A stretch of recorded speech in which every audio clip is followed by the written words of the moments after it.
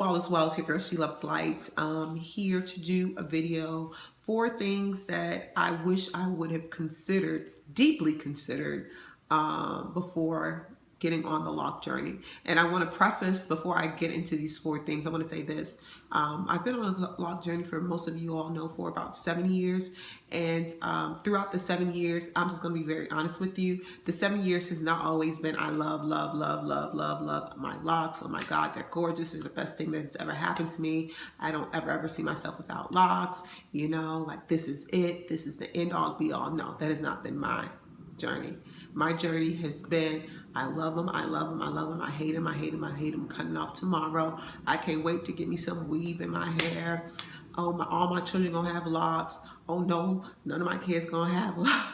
So it's been a very interesting journey. But in the end, I must say this, I do not regret getting locks. I feel more beautiful with my locks than with any other style that I've ever had. It's just me. So again, I don't regret my locks, but I think that I should have taken a bit more time in considering and taking some things into consideration. And I'll be honest with you all. So when I was dating this guy for a minute, and he told me I should get locks. He had locks, and I was like, nah, like never ever envisioned myself with locks, never. And I'm from Miami, and everybody has locks, and I never ever thought or even liked them like that. You know, I like them on men, you know, but I didn't like them for me. So when he told me, oh, you should get locks, I was like, nah, bruh, nah. So we broke up, and then I was studying for my bar. I was still talking to him, whatever, here and there, whatever. And I thought, because a part of it was like, yo, if I get locks, maybe we can, you know, mend this relationship. And that's just being honest, whatever. So I got him. Honestly, I just thought to myself, yo, I'm going to get locks. So I thought I'm going to say, like on a Monday, I said, yo, I'm going to get locks. Had a consultation maybe like on a Tuesday. On Thursday, July the 10th, I had my locks. So I just want to show you that time frame. It wasn't like something that I had really studied, or, you know, because I know a lot of people do a lot of research and they want to make sure that this is what they want to do. And for me, I just kind of jumped in like head first, you know, like, okay, I want them, I'm going to get them, got them. That's how quick it was. So, and when I went to her, you know, the only thing that I was for sure of, for certain of that time, was the size. And I told her I did not want no big old jumbo locks. I wanted them small, you know, not too small, but I definitely want them small and nice sized. And then I ended up with like 200 locks. Okay. First thing is, of course, size. For me, like I said, I started off with smaller locks. My issue was that it was just taking me forever to retwist my hair. I have very thick hair, and I should have considered, like, you know, like how thick my hair was when I was thinking about the size I wanted.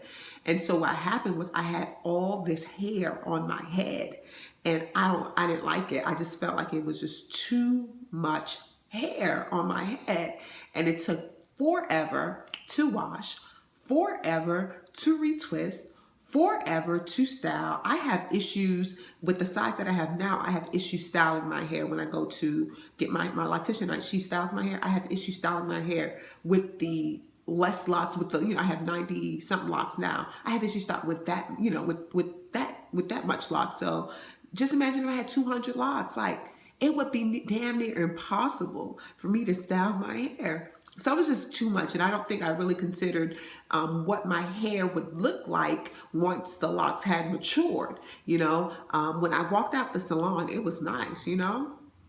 My hair was, you know, cool, but then it started to like expand and expand and expand, and I'm like, oh my God, what did I get myself into? So that's when I, of course, combined a lot of them. And I think, you know, you should consider size, and I think that you need to think about how you want your hair to look in the end.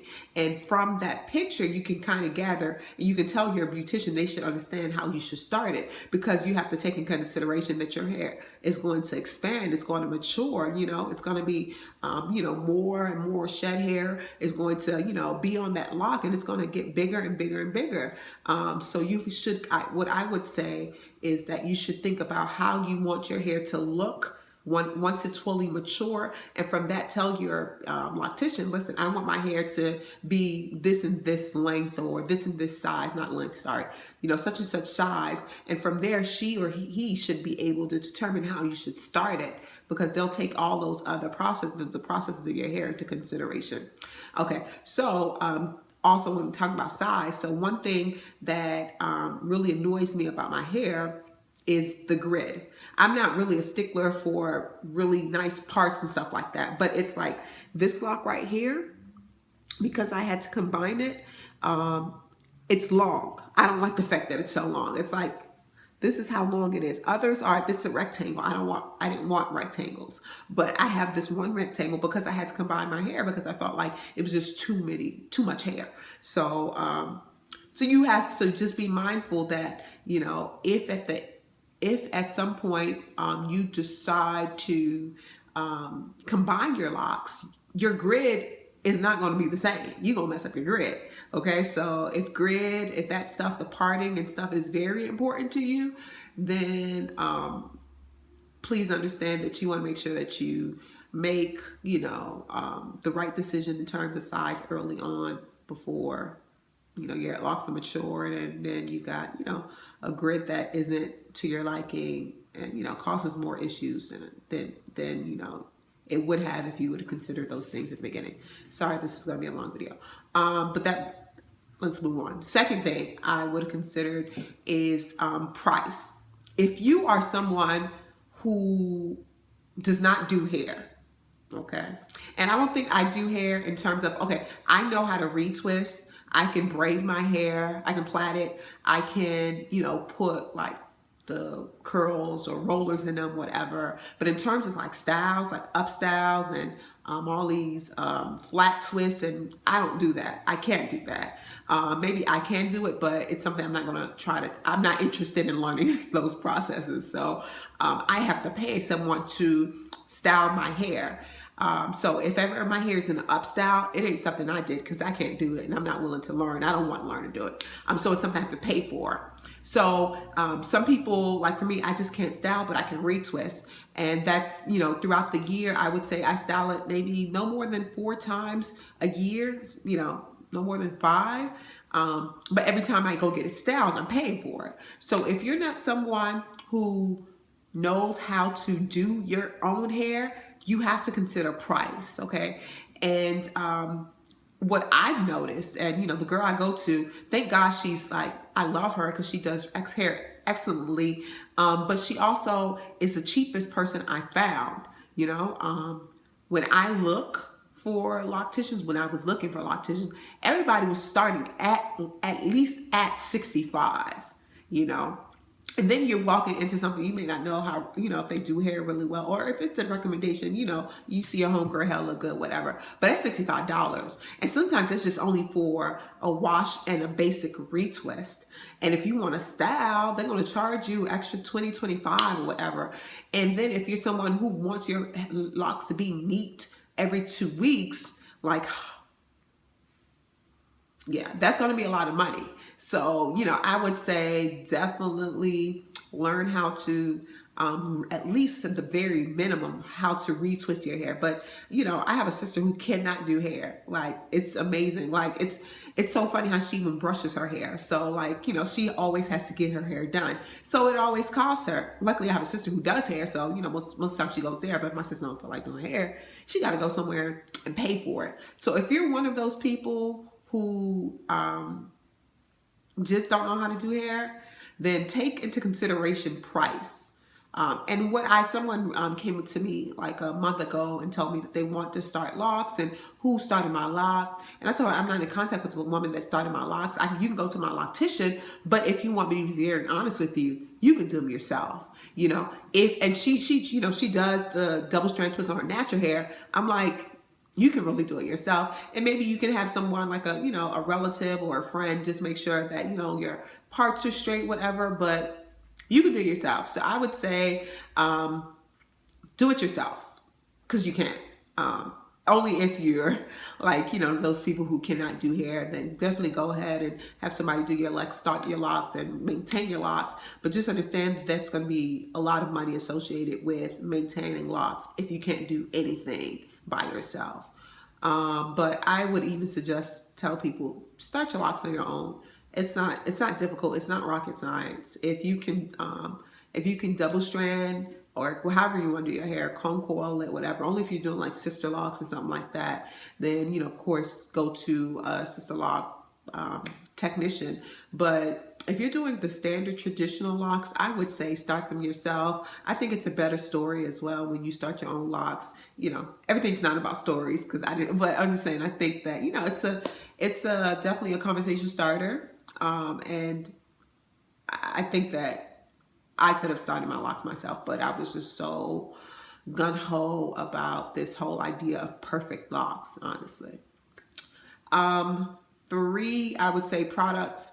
I would have been more mindful of the products that I purchased.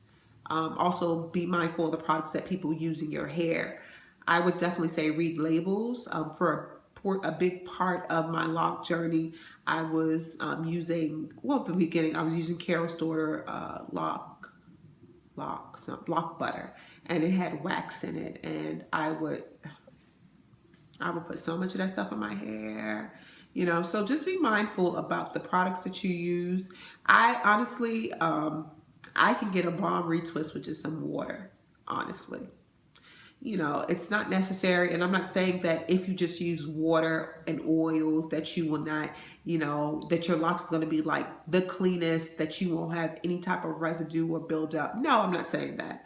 By nature, we walk outside, environment, things hit our hair, you may not have as much, residue and buildup as someone who uses product, but you're going to have something, just because the air and, dust and all this other stuff gets on our hair, so on and so forth. So I would say just be mindful of the products that you use. I wasn't really mindful of it initially.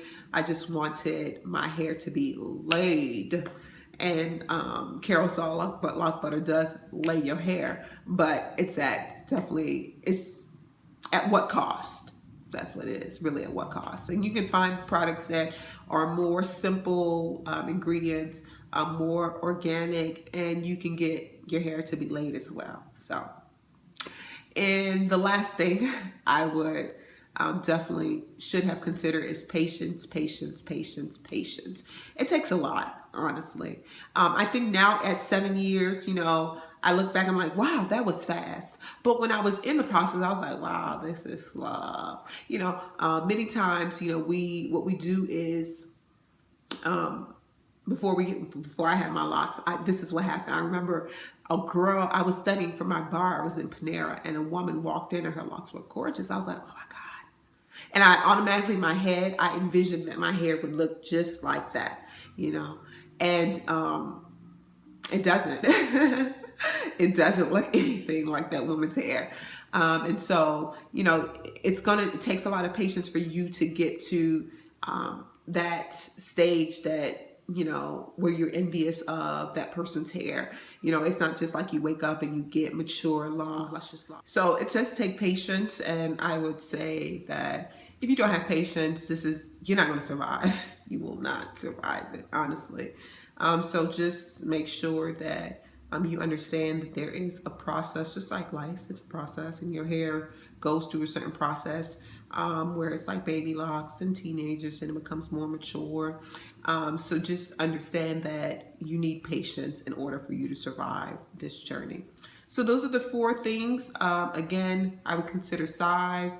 I would consider products. I would consider cost, and I would consider whether or not I have the patience for it. So again, thank God I'm happy that I'm on this journey. Yeah, I don't know how long I'm going to be on it. I don't know. But for right now, I am happy. And I don't really have an end date as to when they would come off. But for right now, it's just me and my locks. So thanks for watching. If there are any other questions or concerns, please leave them below if there's any questions or concerns. And hope to see you all soon. Peace.